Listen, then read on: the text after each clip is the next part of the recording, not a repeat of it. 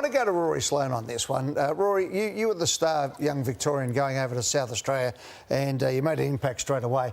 But the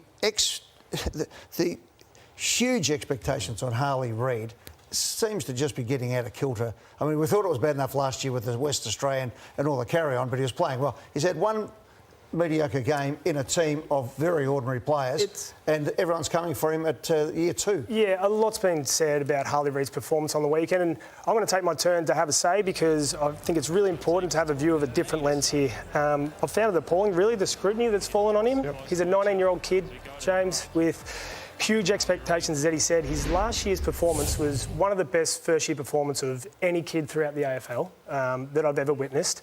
I really hope Harley is tuning into the voices that matter, those voices inside the footy club, the coaches, the leaders. Hopefully they're pulling into line and going, mate, it's one bad game. Yeah, you made a few mistakes, but we'll learn from those. And he will have a lot to learn this year after that first year. I like that Oscar Allen was the one who grabbed him there and said, come on, pull your head in, get your head down, get over here. As good as he is, as a 19-year-old player, you still have to learn the fundamentals. You have to be taught how to train at AFL level. I just hope the coaches there are taking him aside and spending the time to teach those fundamentals that every player needs to learn.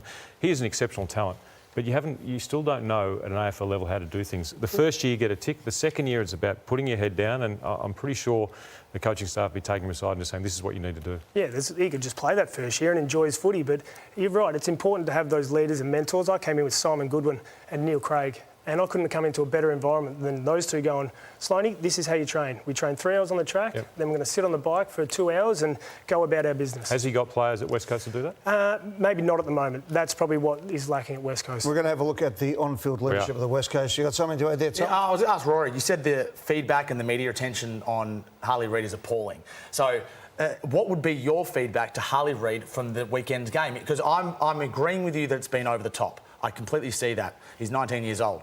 But if media commentators are paid to give feedback on a player's performance, then surely they're entitled to do so honestly. Absolutely. And I'm saying look at a chunk of footy. I'm saying his first year of footy, which we can only judge him on the games previously, can't we? So that first year of footy, he performed outstandingly. So on the weekend, I ask you, how did Harley Reid play? What's your reaction to that? Not up to his standard. And as a leader and as a captain, a previous captain of a footy club, there are a couple of instances there where he's flopping. I'd be like, no, mate, you're a strong boy. You stay hard over the footy because that's why we respect you. But in saying that, he's 19. He's got to learn from those mistakes, and that's all you can do. Switch off from the noise, mate, and focus on what we're telling you. I think we're not saying don't have the scrutiny on him to a certain point, but there's just too much. I mean, he's a 19-year-old boy. There's 21 other players out there on his team that cop no scrutiny at all. Yeah, but we can't put the toothpaste back in the tube. I'm agreeing with you. But once the scrutiny is there, that's it. It's the same for any number one pick, isn't it? I think scrutiny is one word. It's just overplayed. I mean, he's a kid. He didn't have a good game.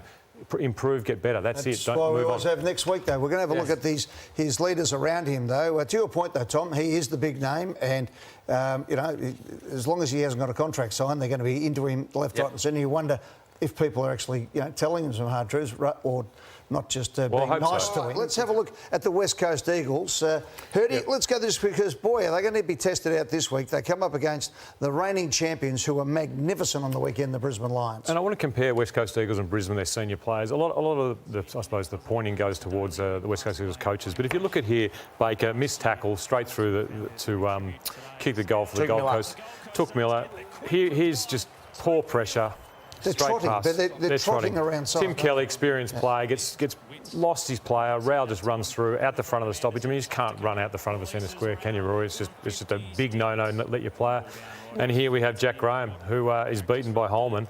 Those sort of efforts, if you compare that to Brisbane, who they're playing this week, those sort of efforts from the senior players at the club, and players have been brought in to change the way the team's playing, are unacceptable. And one of the reasons, to me, it wasn't a skill level for West Coast, but I thought the intensity and the way they went about their football in those sort of efforts was really poor. It's tough, love. I've been through that with our footy club when you are the leaders of the footy club and you've got to build a team and play consistent, strong footy through a rebuild is what we called it. But that's part of your role as a leader. And Jack Graham was outstanding, I thought, in the trial game against North. He really set the tone for that press and pressure and energy. And unfortunately, just wasn't there from some of their players. Let's have a look at Brisbane. Who do you want to... It was a tough week. It wasn't like Brisbane Lions had. It was a really tough week. They get set for a game that then is cancelled. The Cyclones coming. They've all got families up there. Sam Day's father passed away. Tragically, our thoughts and wishes with the Day family.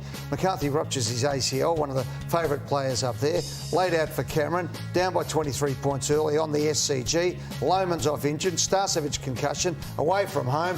Plenty of reasons to just roll it up and go, it's all right, well, why don't we unfurl the flag next week against West Coast and we'll call this square? No, Absolutely. They stuck to it, they went at it, and they were magnificent in the last And here's what West Coast should be watching. 23 points down. You watch the leaders of Brisbane, the way they get involved here and turn the tide. They're really been beaten early on by the Sydney Swans, and the senior players, for the Brisbane Lions, just took over. They said, this is enough. We're going to put the pressure on. We're going to dominate this contest. Much harder bodies. I think that's the difference, key difference at the moment. They've got some senior bodies, a lot fitter, a lot stronger, and that helps when you're in the contest. Yes, bigger and stronger, I agree, but it doesn't change your intensity. I mean, even if you hit and you bounce off or you tackle and it doesn't quite stick, I didn't see a lot of West Coast players actually wanting to do those hard things.